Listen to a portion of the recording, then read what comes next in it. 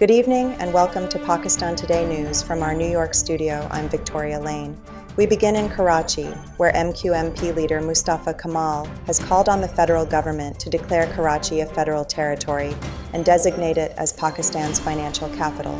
Kamal says the city's governance has suffered under Sindh's provincial administration, citing recent tragedies, including the Gul Plaza fire, as evidence of systemic failure. He argued that the province has been unable to protect lives, deliver basic services, or manage development, and urged federal intervention under Articles 148 and 149 of the Constitution. Kamal also criticized the 18th Amendment, claiming it has marginalized Karachi and weakened local governance. His party is demanding stronger local government structures and direct federal oversight to address the city's long-standing challenges. For more on this, we're joined by our correspondent Clara Bennett in Karachi. Victoria, political reactions here in Karachi have been swift and divided. MQMP leaders insist federal control is the only way to restore effective governance and prevent further tragedies. The Sindh government, however, has rejected the proposal, calling it unconstitutional and politically motivated. Analysts say the demand could reignite debates over provincial autonomy and the future of the 18th Amendment. Meanwhile, residents continue to voice frustration over safety, infrastructure, and basic services in the city.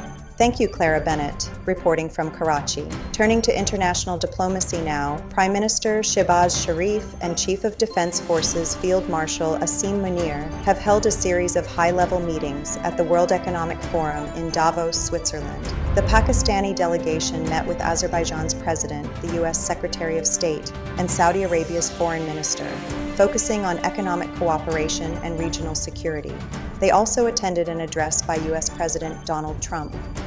In separate meetings, Prime Minister Shehbaz highlighted Pakistan's economic progress, a reduction in inflation, and ongoing reforms during talks with IMF Managing Director Kristalina Georgieva.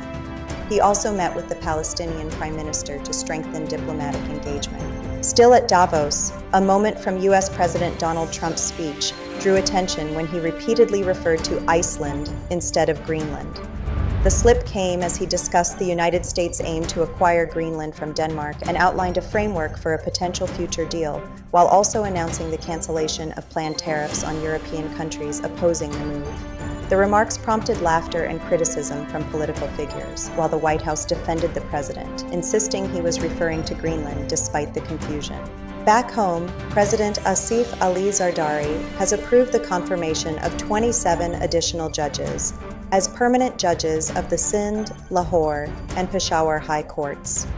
The confirmations were made on the recommendations of the Judicial Commission of Pakistan and on the advice of the Prime Minister. The move also includes 6-month tenure extensions for several other judges and follows recent JCP meetings that reviewed performance and qualifications across the 3 high courts. In Islamabad, the Pakistan Telecommunication Authority has informed the Islamabad High Court that it wrote to social media platform X 3 times over the past 3.5 years, seeking the closure of an account in the name of PTI founder Imran Khan. The PTA cited court orders and convictions in multiple cases, but says the requests largely went unanswered, with only 1 of 47 tweet removal requests acted upon. The matter has surfaced during a petition challenging what are described as inflammatory posts, as the IHC questions how legal proceedings can move forward without lawyers' access to the incarcerated former prime minister.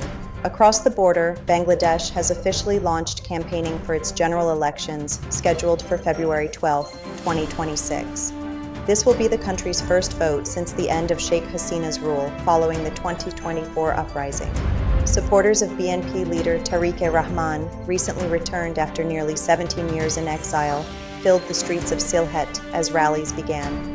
Jamaati Islami is set to launch its campaign in Dhaka, with other parties also mobilizing. The elections are expected to significantly reshape Bangladesh's political landscape amid concerns over security and disinformation. And finally, the Pakistan Meteorological Department reports a major shift in weather as rain and snowfall spread across the country. Winter conditions have intensified, with snowfall in parts of Balochistan and continued rain expected in Punjab and Khyber Pakhtunkhwa. Northern mountainous regions are bracing for more precipitation and possible landslides, while temperatures have dropped sharply, with Quetta falling below freezing.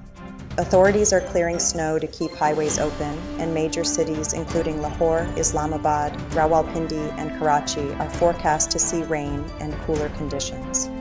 The wet weather system is expected to persist, raising concerns about travel disruption and flooding in low-lying areas. That's all for now. You're watching Pakistan Today News. I'm Victoria Lane.